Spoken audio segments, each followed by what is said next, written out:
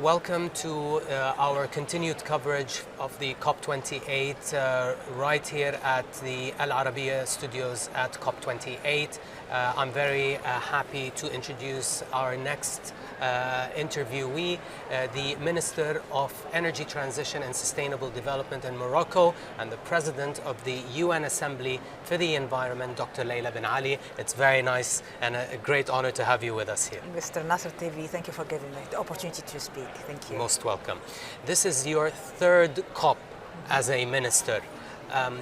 Tell us about the differences that you can see versus the previous two COPs in relation to the international background leading up to this COP, in relation to the agenda. How does those things set COP28 apart from the previous COPs?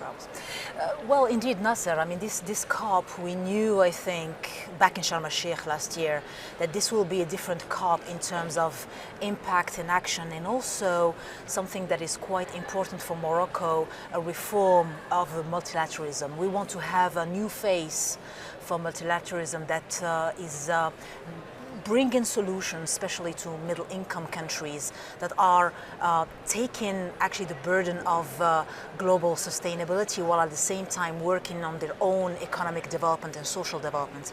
So for us, I think this COP, beyond being a COP of action and a COP of inclusion, I think it's also a COP where we have to bring in, of course, discuss the global stocktake after the Paris Agreement.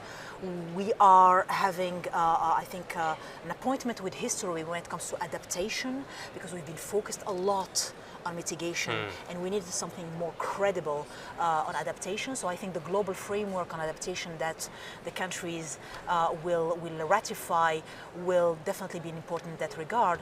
And I think for Morocco, last but not least, having this COP in the UAE is also quite important because it enabled us also to present ourselves as a country that is a gateway between Africa, Europe, the Atlantic Basin and Asia, being the only interconnected country with Europe, gas-wise, electricity-wise, logistically and culturally as well, since we are hosting the World Cup 2030 with Spain and Portugal, but also a beacon of new forms of partnerships. So we are very happy that His Majesty the King and the President of the UAE signed yesterday this strategic partnership, given, we are hoping, given actually a new impetus for this new generation of strategic win-win global and inclusive partnerships. Well, let's zoom in on the linkage between climate action and sustainable development in the Moroccan context, which is sometimes not fully appreciated. How is Morocco using climate action to build back better, specifically after the unfortunate earthquakes? Nasser, this is a great question, because you really have to dive into the complexities of the linkage indeed between climate and sustainable development. And when people say, well, do you really think that climate is the most difficult challenge of the 21st century after all the wars that we are facing, after the financial crisis that we have faced, after the debt crisis? Today we have, I think, global debt as a ratio of GDP is more than 200%. And after the pandemic that hit the world. And I generally think that the answer is yes. Why is that? I mean, the first reason is because climate is a multiplier of threats.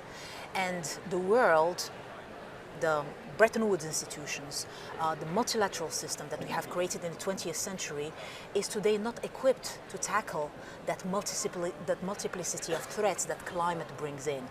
So when you have a middle-income country like Morocco or an emerging market like other countries around us who are embarking on an energy transition program, making sure that they're reforming their energy sector at all costs, ticking all the right boxes to decrease their energy costs, to decrease also the carbon footprint of their energy sector, and at the same time maintaining their fiscal and financial sustainability. I think it's very important to show that today, and that's something that we discussed also in the annual meetings of the IMF and the World Bank in Marrakesh like a month ago, even the financial sector and the insurance sector are not equipped today to tell you, for example, and we've seen it in Morocco, having more than 15 years of experience of developing renewable energy projects. Today, you have some developers who are telling you, I'm not sure I can take on climate risk on a facility, solar, wind, or even hydro, 20 years from now, 30 years from now. And we built all our projects around 20 years, 30 years timelines. So I think the models that we built for the 20th century have to change. So that's why in everything we do in Morocco, even the way we craft our strategies, and I'll take just one example, our national strategy for sustainable development. That's a strategy that is taken at the highest level of the state.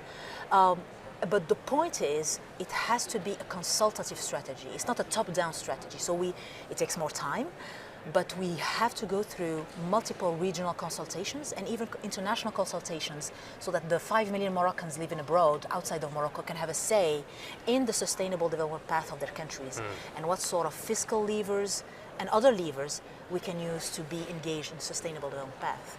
I'll just finish on the example of the earthquake. That's also another great example.